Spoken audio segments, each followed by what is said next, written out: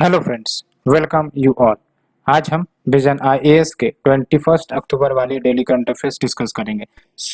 Discuss करने से पहले जैसा कि आपको पता है, वी डिस्कस ए कोट जो काफी ज्यादा मोटिवेटिंग होते हैं और हमें एनर्जी प्रोवाइड करते हैं to move ahead in this journey. आज हम डिस्कस करते हैं इस कोट को, काफी इंपॉर्टेंट है and you can also use in GS paper 4 ethics, ऐसे इन सब में यूज कर सकते हो क्योंकि ये कहीं ना कहीं आंसर इनहांसमेंट में भी काफी ज्यादा कंट्रीब्यूट कर सकता है।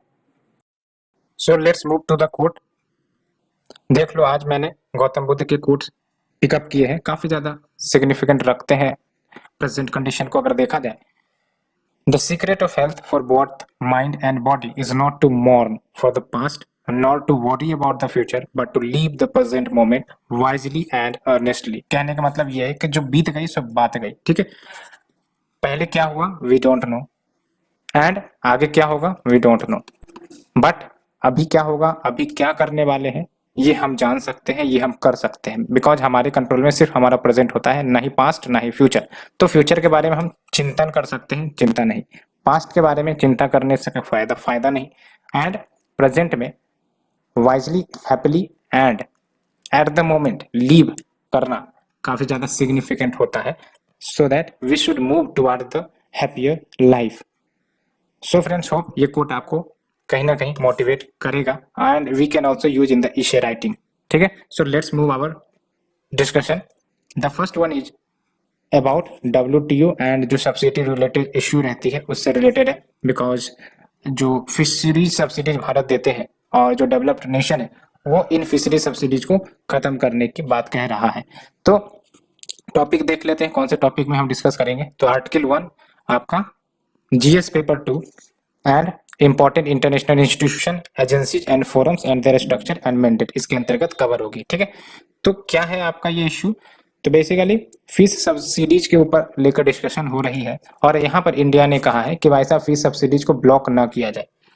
और डेवलप कंट्रीज का क्या कहना है कि जो फिशरीज सब्सिडी है वो आपका डिस्टॉर्शन क्रिएट करती है ग्लोबल फिश मार्केट में और उसके कारण आपका over fishing, over capacity and fishes की क्वांटिटी में डिप्लीशन भी होता है, ठीक है। तो ये आपके डेवलप कंट्रीज का कहना है, जबकि जो भारत जैसे देश हैं डेवलपिंग कंट्रीज वो फिशरी सब्सिडीज को प्रोटेक्ट करना चाहते हैं, बिकॉज ये कहीं ना कहीं जो फिशरमैन है उनके लाइवलीहुड से जुड़ा मैटर है, ठीक है। एंड आपको पता है फिशरमैन जो होते हैं डेवलपिंग कंट्रीज के लो इनकम रिसोर्स पुअर होते हैं, तो ऐसे में उनको अगर सब्सिडीज न प्रोवाइड करी जाए तो उनके लाइवलीहुड पर खतरा आ सकती है। और इंडिया की जो प्रायोरिटी है WTO में वो basically level playing field create करना है, यानी कि ऐसा ना हो कि डेवलप कंट्रीज अपना बेनिफिट पे बेनिफिट लेते जाए और डेवलपिंग कंट्रीज को कॉस्ट चुकानी पड़ जाए। इसलिए Bharat and like minded countries वो लेवल प्लेइंग फील्ड क्रिएट करते हैं in the existing agreements. Like agriculture में भी भारत जो है बार बार आवाज उठाते रहता है, डिस्पाइट की डेवलप कंट्री सब्सिडीज पर सवाल उठाते रहता है, भारत बार बार जवाब देते रहता है, ठीक है। एंड इंडियन प्रपोजल के अनुसार भारत का क्या कहना है? भारत का कहना है कि वैसे देश जो डिस्टेंट वाटर में फिशिंग करते हैं, डिस्टेंट वाटर मतलब लेट्स से कि चाइना है, ठीक है। और चाइना का एक तो आपका नेचुरल एक्सक्लूसिव जोन है जो फिशिंग कर सकता है वो, यानी कि कोई भी देश आपको ही पता है उसकी जो कोस्टल बाउंड्री होती है, एक आपका एक्सक्लूसिव इकोनॉमिक जोन होता है और उसके बाद बियॉन्ड एक्सक्लूसिव इकोनॉमिक जोन होता है। तो बियॉन्ड एक्सक्लूसिव इकोनॉमिक जोन में बेसिकली अगर कोई देश फिशिंग करता है तो वहां पर उस देश की सरकार को सब्सिडी नहीं देना चाहिए, 25 ईयर्स के लिए सब्सिडी को रोक देनी चाहिए अगर fishing beyond their exclusive economic zone में हो रही है। तो ये भारत का प्रपोजल है, ठीक है। और at the same time 25 years का मौका दिया जाए दूसरे देशों को कि वो अपने फिशिंग सेक्टर को डेवलप करे। ये भारत का दो प्रपोजल है। अब भारत ये बात क्यों कह रहा है? बिकॉज कुछ जो देश है जैसे यूरोप है, चाइना है, कुछ पैसिफिक नेशन है, वो आपके डिस्टेंट वाटर फिशिंग में एंगेज है। तो डिस्टेंट वाटर फिशिंग में एंगेज है यानी कि वो तो अपने एक्सक्लूसिव इकोनॉमिक जोन में फिशिंग करते ही करते हैं, साथ ही साथ सब्सिडीज भी प्रोवाइड करते हैं, अलॉन्ग विथ जो आपका beyond their exclusive economic zone है वहां पर भी फिशिंग करते हैं और वहां पर भी सब्सिडी प्रोवाइड करते हैं। तो कहीं ना कहीं ये उनके फिशरमैन के लिए फायदे की बात हो गई, लेकिन डेवलपिंग कंट्रीज लाइक इंडिया के लिए ये आपका नुकसान वाली बात हो जाती है, क्योंकि कहीं ना कहीं इसके कारण जो है आपका ओवर फिशिंग हो रहा है, ओवर कैपेसिटी हो रही है, डिप्लीशन ऑफ फिशेस हो रही है, ठीक है। तो ये भारत का स्टेटमेंट है, भारत का प्रपोजल है। और इंडिया का जो प्रपोजल है वो आपका पॉल्यूटर पेज प्रिंसिपल पर आधारित है, यानी कि जो जितना ज्यादा एक्सप्लॉइट करेगा उसको उतना पे और कॉस्ट कर देना पड़ेगा।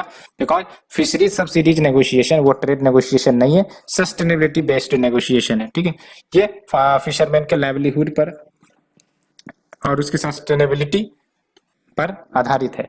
एंड अगर हम बात करें fisheries subsidies related negotiation WTO में 2001 में लॉन्च हुई थी दोहा मिनिस्ट्रियल कॉन्फ्रेंस के दौरान। ठीक है, और जो ऑब्जेक्टिव है इन ऑनगोइंग नेगोशिएशन के वो बेसिकली सब्सिडीज को रेशनलाइज या फिर डिसिप्लिन किया जाए। और ओवरऑल ऑब्जेक्टिव क्या है कि सस्टेनेबल फिशिंग प्रमोट किया जाए। साथ ही साथ जो IUU है यानी कि illegal unreported unregulated fishing subsidies जो दी जाती है इन देशों के द्वारा, जो हमने अभी डिस्कस किया, उसको एलिमिनेट करना है। एंड जो आपका मिनिस्ट्रियल कॉन्फ्रेंस 12 या 12th राउंड कह लो, वो आपका नवंबर 30 से दिसंबर 3 2021 तक होगा जिनेवा स्विट्जरलैंड में। तो देखेंगे कि आगे क्या आपका बात निकलती है, तो फिर हम डिस्कस करेंगे। ठीक है, so we discuss the first article, let's move our second article. Production gap report 2021 release किया गया है यूनाइटेड नेशन एनवायरनमेंट प्रोग्राम के द्वारा।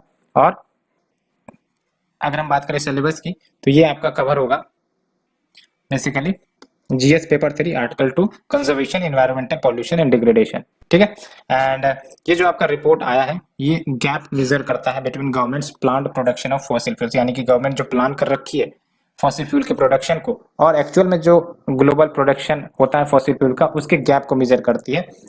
ठीक है, सो दैट जो पेरिस एग्रीमेंट के तहत टेम्परेचर लिमिट करने की बात है, that is to limit the temperature increment up to 1.5 degree या फिर 2 डिग्री से। एंड की फाइंडिंग की बात करें तो पहली की फाइंडिंग तो ये है कि जैसे जैसे जो देश है, विभिन्न देश, वो अपने अपने net zero emission target set कर रहे हैं। अब ये नेट जीरो एमिशन टारगेट क्या है तो इसे ही देख लेते हैं। तो नेट जीरो एमिशन टारगेट आपका कार्बन न्यूट्रलिटी भी इसे कहते हैं। और इसका मतलब ये हुआ कि जो एंथ्रोपोजेनिक इमिशन है ग्रीन हाउस गैसेस के, एंथ्रोपोजेनिक इमिशन यानी कि जो हम लोग यानी कि ह्यूमन जो इमिट करते हैं ग्रीन हाउस गैसेस को इन द एटमोस्फेयर, वो आपका बैलेंस हो जाए एंथ्रोपोजेनिक रिमूवल्स के साथ ओवर स्पेसिफाइड पीरियड। यानी कि अगर ह्यूमन ने एक साल में 100 ton green house gases atmosphere में रिलीज किए तो ह्यूमंस उन्हीं एक साल में 100 टन GHG इमिशन को एटमोस्फेयर के सिंक करवा दे। और ये सिंक करवाने का तरीका या तो एफोरेस्टेशन से हो सकता है या फिर आपका वेरियस टेक्नोलॉजी या फिर रिन्यूएबल रिसोर्सेज के माध्यम से हो सकती है। टेक्नोलॉजी कुछ भी हो सकती है, लेकिन ऑब्जेक्टिव यही है कि हमें न्यूट्रल कर देना है। 100 अगर इमिट कर रहे हैं तो 100 हमें सिंक करवा भी देनी है। तो ये होता है आपका नेट जीरो इमिशन या फिर कार्बन न्यूट्रलिटी। ठीक है, तो की फाइंडिंग देख लो, तो as the country set zero emission target या फिर कार्बन न्यूट्रलिटी एंड अपने क्लाइमेटिक एम्बिशन को भी बढ़ा रहा है under the Paris climate agreement. लेकिन सबसे बड़ी इशू ये है कि एक्सप्लिसिटली इन्होंने रिकॉग्नाइज नहीं किया है या फिर प्लान नहीं किया है कि हम जो है आने वाले समय में रैपिड रिडक्शन करेंगे फॉसिल फ्यूल प्रोडक्शन का। क्या टारगेट होगा ये सब कुछ भी आपका क्लियर कट मेंशन नहीं किया जा रहा है वेरियस कंट्रीज के द्वारा। साथ ही साथ दूसरी इंपॉर्टेंट बात यह है कि जो विश्व भर की गवर्नमेंट है वो अप्रोक्स 110 यानी कि 110% मोर फॉसिल फ्यूल प्रोड्यूस करने का प्लान है 2030 में then would be consistent with limiting warming to 1.5 degree Celsius. तो आप समझ सकते हो कि आने वाले समय में जो वर्ल्ड ओवर गवर्नमेंट्स है वो ज्यादा से ज्यादा फॉसिल फ्यूल प्रोड्यूस करने के प्लान में। तो इससे क्या हमारा टारगेट फुलफिल होगा? पेरिस क्लाइमेट चेंज के तहत हमने जो टारगेट सेट कर रखा था बिल्कुल नहीं होगा। ठीक है, और ज्यादा कंडीशन डेटोरिएट होंगी। तीसरा जो रिकमेंडेशन है, मतलब तीसरा जो फाइंडिंग आया है वो है आपका G20 कंट्रीज ने लगभग $300 बिलियन को कंट्रीब्यूट करने की बात करी है टुवर्ड्स फॉसिल फ्यूल एक्टिविटी। यानी कि आप समझ सकते हो ये फाइंडिंग यही है कि जो वेरियस नेशंस है वो कहीं ना कहीं फॉसिल फ्यूल्स के कंजम्पशन को कम नहीं करना चाह रहे बल्कि उसको कंटिन्यू करना चाह रहे हैं। और ये तीनों के तीनों फाइंडिंग वही कह रहे हैं। ठीक है, तो G20 कंट्रीज ने डायरेक्ट किया है लगभग $300 बिलियन के फंड कंट्रीब्यूट की जाएंगे फॉसिल फ्यूल एक्टिविटीज में since the beginning of the covid pandemic. And ये कहीं ना कहीं और भी ज्यादा अमाउंट है अगर हम बात करें क्लीन एनर्जी के क्षेत्र में, जो ये जो वर्ल्ड ओवर गवर्नमेंट है उन्होंने कंट्रीब्यूट किया। यानी कि कहने का मतलब ये है कि वर्ल्ड ओवर गवर्नमेंट ने जितना क्लीन एनर्जी के लिए कंट्रीब्यूट किया है उससे कहीं ज्यादा आपका फॉसिल फ्यूल एक्टिविटीज में फंड कंट्रीब्यूट कर रहे हैं। तो इससे कहीं ना कहीं हमारा जो क्लाइमेट पेरिस एग्रीमेंट का टारगेट है वो फुलफिल तो होने वाला नहीं है, ये इंडिकेट कर रहा है। तो अब बात करते हैं क्या की रिकमेंडेशन है। तो आप देख लो, कहा गया है कि जो भी एनर्जी एंड क्लाइमेट प्लान्स देश बनाते हैं उसमें ये साफ साफ इंक्लूड किया जाए कि भाई साहब हमें ग्लोबल फॉसिल फ्यूल प्रोडक्शन को कम करना है, सो दैट हम पेरिस एग्रीमेंट लिमिट्स को फॉलो कर सके। दूसरा, रेस्ट्रिक्शन किया जाए फॉसिल फ्यूल एक्सप्लोरेशन के ऊपर, एंड साथ ही साथ गवर्नमेंट सपोर्ट को फेज आउट कर दिया जाए for the fossil fuel production, यानी कि गवर्नमेंट जो सपोर्ट प्रदान करती है in the form of subsidy and other benefit, उस गवर्नमेंट सब्सिडी को सपोर्ट को फेज आउट किया जाए। साथ ही साथ लिवरेज द इंटरनेशनल कॉपरेशन, यानी कि इंटरनेशनल कॉपरेशन बढ़ाया जाए so that more effective and equitable global wind down of production of fossil fuel का। ठीक है, तो यानी कि इंटरनेशनल कॉपरेशन बढ़ाया जाए to reduce the production of fossil fuel which ultimately will reduce the green house gas emission. Net zero emission की बात हमने कर ही ली है। Next is your China tested nuclear capable hypersonic glide vehicle. तो ये आर्टिकल आपका बेसिकली जीएस पेपर 3 और वो science and technology development and their application and their effect in everyday life, इसमें कंट्रीब्यूट आएगा। ठीक है, तो अगर हम बात करें इस nuclear capable hypersonic glide vehicle की तो क्या खास बात है, और भारत के लिए भी कहीं ना कहीं ये चिंता वाली ही विषय होगी, क्योंकि चाइना अगर कुछ डेवलपमेंट करता है तो भारत के लिए कहीं ना कहीं वो अच्छी बात नहीं ही है। तो आप देख लो, ये रिपोर्ट की जा रही है कि जो चाइनीज मिलिट्री है इन्होंने rocket carrying a hypersonic glide vehicle जो लो ऑर्बिट स्पेस में अभी गया है and circling the globe before cruising towards its target. Basically Chinese military ने rocket carrying hypersonic glide vehicle उसे लॉन्च किया है जो आपका लो ऑर्बिट स्पेस में फ्लो किया and circling the globe before crashing towards its target. तो जब हम बात करते हैं हाइपरसोनिक की, तो हाइपरसोनिक यानी कि नाम से पता चल रहा है द मिसाइल द इंस्ट्रूमेंट जिसका स्पीड आपका ग्रेटर होगा than 5 times the speed of sound, यानी कि आपने मैच 5, मैच 2, मैच 3 सुना होगा, तो match measures the speed of sound. ठीक है, तो अगर कोई मिसाइल आपका जिसका स्पीड मैच 5 है तो इसका मतलब 5 times the speed of the sound होगा ये। ठीक है, तो हाइपरसोनिक मतलब the speed greater than 5 times the speed of sound. ठीक है, और ये जो चाइना का जो लेटेस्ट टेस्ट हुआ है इसमें आपके दो डिफरेंट टेक्नोलॉजी देखने को मिले, एक तो आपका ऑर्बिटल वेपन्स एंड दूसरा ग्लाइड व्हीकल। और जब हम बात करते हैं ऑर्बिटल वेपन की, तो आप देख लो ऑर्बिटल वेपन में क्या हो रहा है कि rather going up and down, यानी कि पैराबोलिक पाथ न फॉलो करके, जैसे देखो जैसे कोई लेट से कि वेपन लॉन्च किया गया तो जनरली क्या होता है वो ऊपर जाएगा, पैराबोलिक पाथ फॉलो करेगा, फिर वो नीचे आएगा। तो आप देख लो ऑर्बिटल वेपन में क्या होगा, rather than going up and down in A parabolic arc, ये आपका ऑर्बिट में इंटर कर जाता है, यानी कि अर्थ के ऑर्बिट में इंटर कर जाता है। ये काफी इंपॉर्टेंट बात है। एंड एडवांटेज क्या होगा ऐसे वेपन का कि it can bypass the existing radar shield. तो ये काफी ज्यादा एडवांस टेक्नोलॉजी जो चाइना टेस्ट कर रहा है। ठीक है, because it can bypass the existing radar shield. तो जब ये रेडार के दायरे में आएगा ही नहीं तो आप समझ सकते हो कि ट्रैक कर पाना मुश्किल हो जाएगा ऐसे वेपन का। और जब हम बात करते हैं कन्वेंशनल इंटरकॉन्टिनेंटल बैलिस्टिक मिसाइल की, तो ये आपका पैराबोलिक ट्राजेक्टरी फॉलो करता है, तो कहीं ना कहीं ये विजिबल रहते हैं एंड प्रेडिक्टेबल भी रहते हैं। तो आप देख सकते हो orbital weapon versus conventional intercontinental ballistic missile में क्या अंतर है। ठीक है, एक आपका पैराबोलिक पाथ फॉलो करेगा, साथ ही साथ उसको रेडार में डिटेक्ट किया जा सकता है, लेकिन ऑर्बिटल वेपन्स को रेडार में डिटेक्ट करना मुश्किल हो जाएगा, it can bypass the existing radar signals. ठीक है, एंड ग्लाइड व्हीकल्स की बात करें तो ये आपका रॉकेट के थ्रू लॉन्च किया जाता है, लेकिन ये आपका अर्थ को ऑर्बिट करेगा अंडर देयर ओन मोमेंटम, ये काफी इंपॉर्टेंट बात है। तो ग्लाइड व्हीकल्स का क्या सिग्निफिकेंस है, तो ये आपका अर्थ को ऑर्बिट करेगा under their own momentum and because of their design ये ग्लाइड कर सकते हैं, अनपावर्ड हो सकते हैं much farther than the reentry of a vehicle of a normal ICBM warhead, यानी कहने का मतलब ये काफी ज्यादा एडवांस टेक्नोलॉजी है as compare to the normal ICBM warhead technology. And जो ग्लाइड व्हीकल्स हैं वो आपका आईसीएम सिस्टम, यानी कि ये जो आपका इंटरकॉन्टिनेंटल बैलिस्टिक मिसाइल सिस्टम है। और अगर हम ग्लाइड व्हीकल्स की काम करें, कंपैरिजन करें, तो ये आपका लोअर सॉरी एल्टीट्यूड पर स्टे कर सकता है and can take long and convoluted routes जो ग्राउंड बेस्ड मिसाइल डिफेंसेस को भी अवॉइड कर सकता है।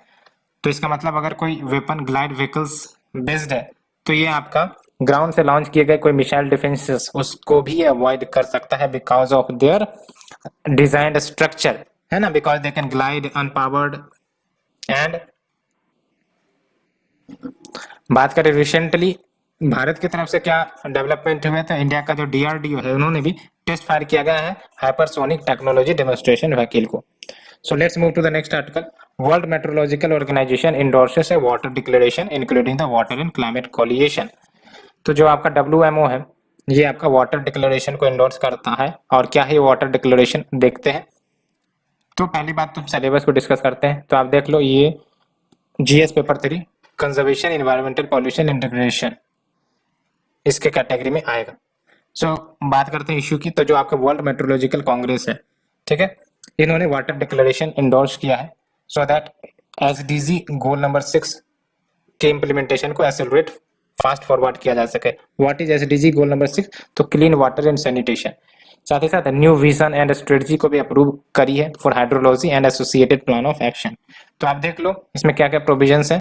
तो more than half of the world's population वो आपका अंडर वाटर स्ट्रेस कंडीशन में चली जाएंगी बाय 2030। तो इन सब फैक्ट के आधार पर ये आपका डिसीजन लिया जा रहा है। साथ ही साथ क्लाइमेट चेंज फर्दर एक्सेलरेट करेगा इन कंडीशंस को। और जब हम बात करते हैं वाटर डिक्लेरेशन की तो आप देख लो ये कुछ जो प्रोविजंस इसके अंतर्गत है उसे डिस्कस करते हैं। तो वाटर डिक्लेरेशन के अंतर्गत क्या प्रोविजन है, तो by 2030 early warning floods and droughts को लेकर वो सभी को उपलब्ध करवाए जाए, ठीक है। And policies for water and climate action developed with in the sustainable development agenda उसको इंटीग्रेट किए जाएंगे so that maximum benefit people को प्रोवाइड की जा सके। Along with achieve this goals through partnership for capacity development, knowledge exchange and information sharing. And अगर हम बात करें वाटर एंड क्लाइमेट कोलिशन की तो इसका बेसिक ऑब्जेक्टिव क्या है, तो accelerate the progress to the goals of water and related SDG, यानी कि जो water related sustainable development goals है उस गोल्स को एक्सेलरेट किया जाए, उनके प्रोग्रेस को और तेजी से बढ़ाया जाए। साथ ही साथ रिजिलेंट वाटर एडॉप्शन बूस्ट किया जाए टू द क्लाइमेट चेंज। साथ ही साथ demographic and socio economic development हो सके फ्यूचर में। And water and climate coalition ये officially united nation climate change negotiation COP26 में हमें देखने को मिला था। तो याद रखना है water and climate coalition will officially be presented at the United nation climate change negotiation which will be happening at the COP26। And hydrology action plan में क्या है, तो देख लो ये टारगेट आउटकम्स को डिफाइन करता है to the WMO's 8 long term ambitions, जिसमें आपका बेटर अंडरस्टैंडिंग होगी फ्लड रिस्क के बारे में, फ्लड फोरकास्टिंग के बारे में बेटर अंडरस्टैंडिंग होगी, वार्निंग भी होगी, reducing the adverse impacts of drought and high quality hydrological and hydrometeorological data का भी इस्तेमाल किया जाएगा। So let's move to the article number 5। ये देख लो ये आजकल इन सब टॉपिक पर ज्यादा क्वेश्चन आ रहे हैं तो we should understand all these topics. Furlough not prisoners right, ये सुप्रीम कोर्ट का कहना है। तो कौन से इश्यू में कवर होगा आपका, तो आर्टिकल 5 बेसिकली आपका GS पेपर 2 और statutory regulatory and various quasi judicial bodies government policies and interventions for development in various sectors and issues arising out of their design and implementation इसके अंतर्गत आएगी, ठीक है। और ज्यादा हम सटीक में जाएं तो ये आपका GS पेपर 2 पॉलिटी से रिलेटेड आपका इश्यू है, ठीक है। तो आप देख लो सबसे पहली बात तो आप ये देख लो गुजरात हाई कोर्ट ने एक ऑर्डर दिया था और उस ऑर्डर को रिवर्स करते हुए सुप्रीम कोर्ट ने साफ साफ डिफरेंसेस बताई है बिटवीन द फरलो एंड पेरोल। साथ ही साथ कब एंड कौन सी कंडीशन में पेरोल या फरलो दिया जाए, ग्रांट किया जाए, वो भी प्रिंसिपल्स बताई है। एंड जब हम बात करें फरलो एंड पेरोल की तो ये आपका याद रखना है प्रिजन्स एक्ट ऑफ 1894 में मेंशन है या फिर इसके अंतर्गत कवर की गई है। और इसमें आपका होता क्या है, यानी कि आपको अच्छे से याद रखना है फरलो एंड पेरोल है क्या, ये आपके शॉर्ट टर्म टेम्पोररी रिलीज जो किसी व्यक्ति को की जाती है फ्रॉम द कस्टडी। लेट से कि कोई व्यक्ति है उसको कस्टडी में लिया गया, अब उनको टेम्पोररी पीरियड के लिए रिलीफ चाहिए तो या तो वो पेरोल रिक्वेस्ट कर सकते हैं या फिर फरलो रिक्वेस्ट कर सकते हैं, ठीक है। और दोनों जो कंसेप्ट है वो इंट्रोड्यूस की गई थी सो दैट जो प्रिजन सिस्टम है उसको मोर ह्यूमनाइज्ड किया जाए, ह्यूमन राइट्स प्रिंसिपल पर बेस किया जाए, ठीक है। और अगर हम बात करें डिफरेंसेस की पेरोल एंड फरलो के बीच। तो जो पेरोल है वो प्रिजनर को ग्रांट करी जाती है सो दैट स्पेसिफिक एग्जेंसी, यानी कोई स्पेसिफिक इश्यू आ गई, इमरजेंसी आ गई, तब पेरोल ग्रांट किया जा सकता है। लेकिन अगर हम फरलो की बात करें तो ग्रांट तो की जाएंगी, लेकिन तभी ग्रांट की जाएंगी जब वो जो व्यक्ति है वो सर्टेन नंबर ऑफ ईयर्स तक सजा काट लिया हो। ठीक है, और दूसरी इंपॉर्टेंट बात क्या है, विदाउट एनी रीजन। दोनों में कोई रीजन की बात नहीं है। ठीक है, तो पेरोल ग्रांट की जाती है to the prisoner to meet a specific exigency and furlough may be granted without any reason, है ना। तो बिकॉज फरलो में होता क्या है कि सर्टेन नंबर ऑफ ईयर्स हमने सजा काट ली, उसके बाद हम लेट्स से कि टेम्पोररी रिलीफ दे दे तो वो आपका फरलो हो जाएगा। ठीक है, एंड पीरियड ऑफ फरलो जो ग्रांट की जाती है प्रिजनर को वो एज ए रिमिशन ट्रीट किया जाता है। यानी कि मान के चलो कि 10 साल का सजा है, उस प्रिजनर ने 7 साल कंप्लीट कर लिया, अब 3 साल के लिए फरलो दे दी गई, इसका मतलब है जो 3 साल की सजा है वो माफ हो गई अगर इनडायरेक्टली कहे तो। जबकि पेरोल की बात करें तो it is a system of realising a prisoner with suspension of the sentence. तो पेरोल में क्या होगा कि लेट से आपका किसी व्यक्ति जो प्रिजनर है उसको सजा मिली और उसको 10 दिन के लिए लेट से कि जेल से बाहर आना है, कुछ इश्यू आ गई, इमरजेंसी इश्यू आ गई, तो वहां पर पेरोल इश्यू की जाती है। ठीक है, तो ये डिफरेंस आपको याद रखने। सुप्रीम कोर्ट ने कहा है कि ऑल द फॉरलो को क्लेम किया जा सकता है विदाउट ए रीजन, लेकिन prisoner does not have an absolute legal right to claim the furlough. ये तो आपके various conditions and various basically decisions पर होंगे ना, फॉरलो देना है या नहीं देना है। तो ये आपका कोई लीगल राइट है नहीं कि भाई साहब 10 साल का सजा मिला तो बोला कि मैंने तो 7 साल कंप्लीट कर लिया, अब हमें रिमिशन कर दो, ऐसा तो नहीं होगा। तो ये प्रिजनर क्लेम नहीं कर सकते, ये आपका अथॉरिटी के द्वारा आ सकती है, लेकिन प्रिजनर क्लेम नहीं कर सकता। ये बात याद रखनी है आपको। ठीक है, and grant of furlough must be balanced against the public interest, and furlough refuse भी किया जा सकता है to the certain categories of prisoners. And prisoners जो कन्विक्ट किए जाते हैं मल्टीपल मर्डर्स के लिए या फिर under the anti terror law unlawful activities prevention act, ये आपके पेरोल के लिए एलिजिबल नहीं होंगे। ये याद रखना, पेरोल किनको नहीं मिलेंगी, यूएपीए के तहत अगर उसको पकड़ा गया हो या फिर मल्टीपल मर्डर्स में इंगेज्ड हो, ठीक है, तो वो पेरोल के लिए एलिजिबल नहीं होंगे। And prisons act of each state government, because prison act is a state subject और वो डिफाइन करती है रूल्स जो पेरोल के लिए दी जा सकती है। ये इंपॉर्टेंट है। ठीक है, तो पेरोल्स के लिए रूल्स कौन डिसाइड करता है आपका, हर एक स्टेट गवर्नमेंट डिसाइड करती है। और दूसरी इंपॉर्टेंट बात ये है कि prison is a state subject. ठीक है, तो ये हमने डिस्कस किया आज के 5 आर्टिकल्स। होप आप लोगों को पसंद आई हो, और अगर पसंद आ रही है तो प्लीज लाइक शेयर सब्सक्राइब जरूर करें।